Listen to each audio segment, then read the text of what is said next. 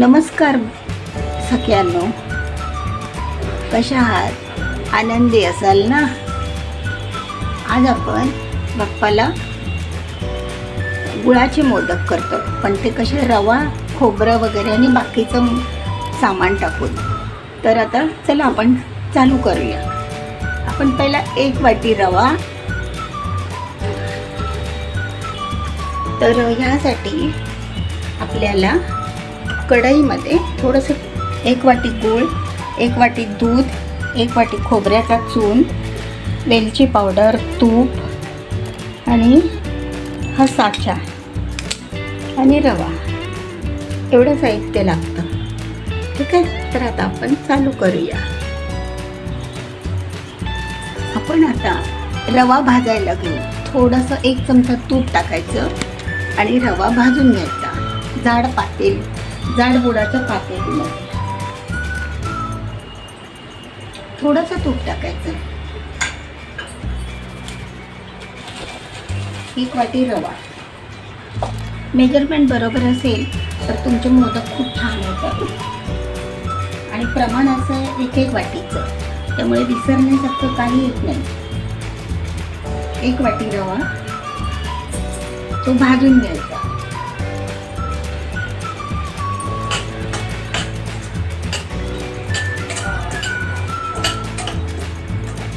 खूप सोपी रेसिपी आहे आणि सुंदरच वाटते.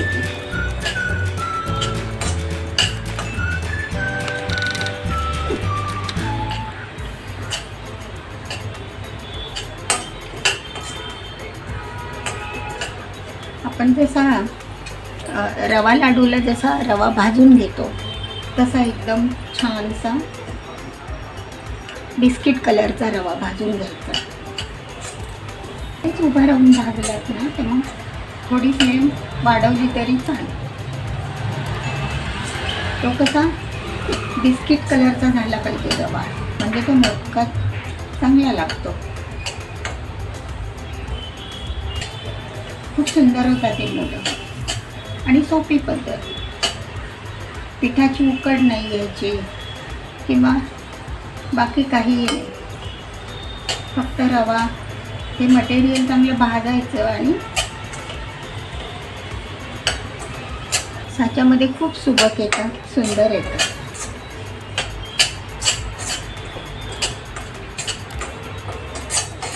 असा हा रवा वास सुटलाय, छान हा वास सुटलाय रव्याचा. त्यामुळे छान भाजला जातो.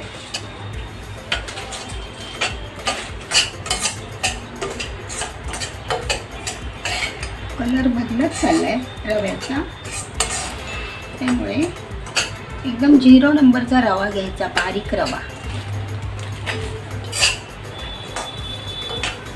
आता यामध्ये आपण काय करायचं, थोडासा भाजून झाला की खोबऱ्याचा चव टाकायचा.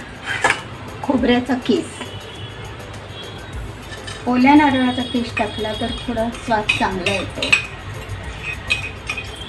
कारण नारळामध्ये जो रस असतो की नाही, त्याच्यामध्ये रवा ते नारळाच्या रसामध्ये चांगला फुलतो.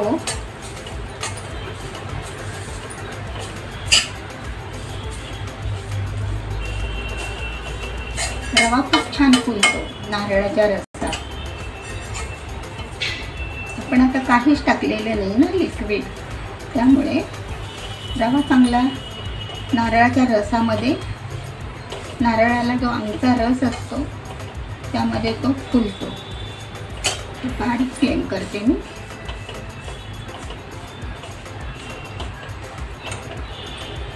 कमी फ्लेमवर जरा परतून घेऊया. रवा आणि नारळाचं चूर्ण हे डेसिकेटेड कोकोनट पण चालतो, पण त्याला रस कमी सुटतो सुकल्यामुळे. ओला नारळ घेतला खूप छान होतात मोदक. बघा कसं छान झालंय ना सारं.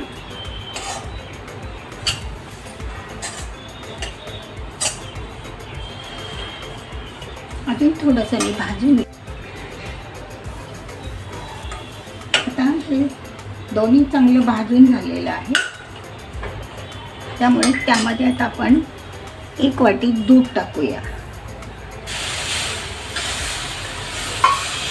मलाई असेल तरी टाका, त्याचा मावा बनतो.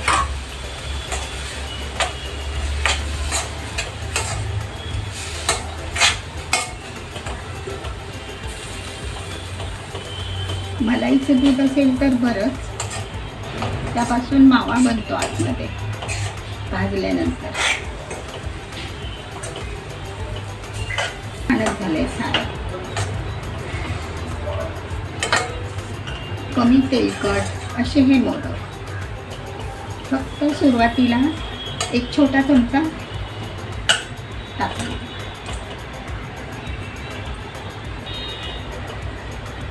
हे आपलं होत आलंय. आता आपण त्यामध्ये गूळ घालूया.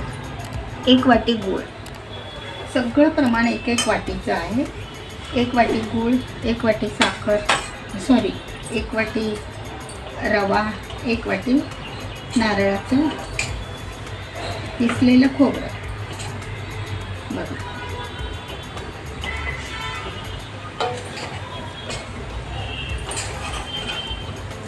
आपण आता एकजीव करून घ्यायचं.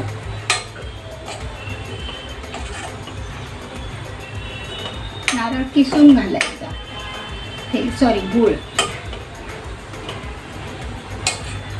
गूळ किसून घालायचा म्हणजे लवकर विरघळतो.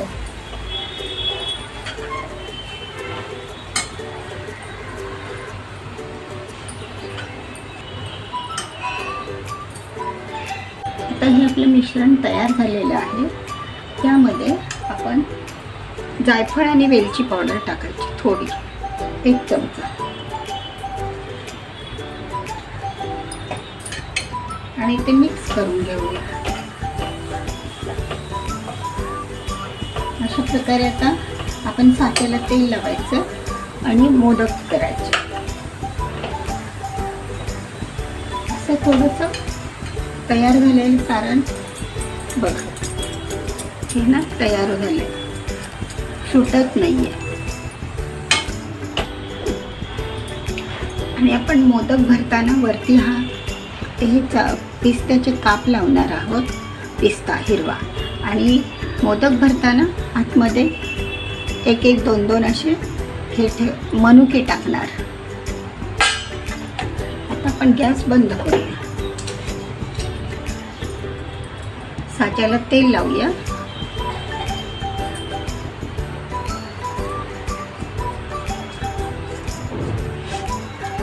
एक हे घालूया पिस्ता.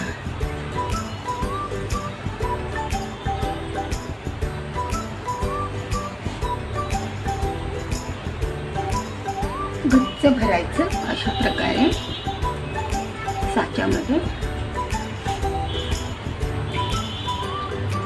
दोन्ही साईडला.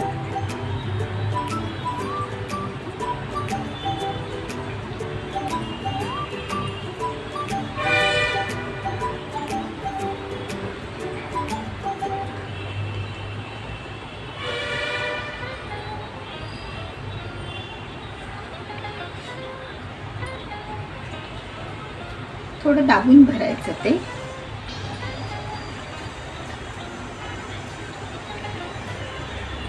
आणि मध्ये 2 मनुके टाकूया.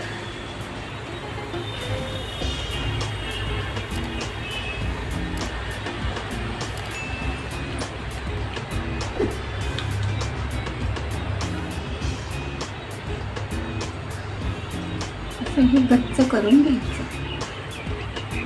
बॉटमचं तळाशी आपण गच्च करायचं आणि ते दाबायचं क्लिक. खोलूया. बघा बघा सगळ्यांनी किती सुंदर मोदक आले. अजून दाखवते मी तुम्हाला. मध्ये पिस्ता ठेवायचा किंवा वरती ठेवला तरी पण चालेल. वरती आपण केशर लावणार आहोत ना, म्हणून.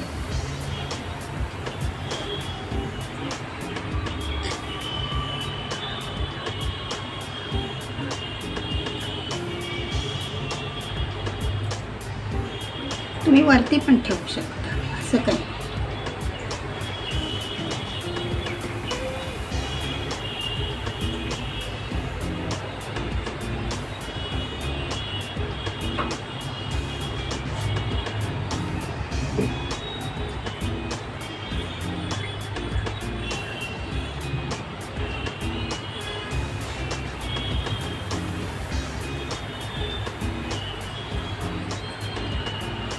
लावलं की मग ते 2 मनुके, छोटे मनुके 2 ठेवायचे.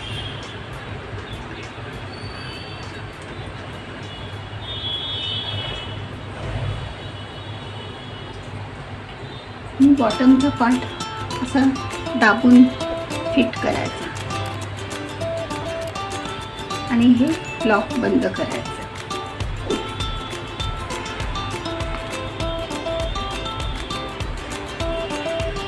बघा सगळ्यांना झाला ना मोदक, किती सुंदर आला बघा. ह्याला पण वरती लावला होता ना, तो वरती आला. अशा प्रकारे आता मी सगळे मोदक तयार करून तुम्हाला दाखवते.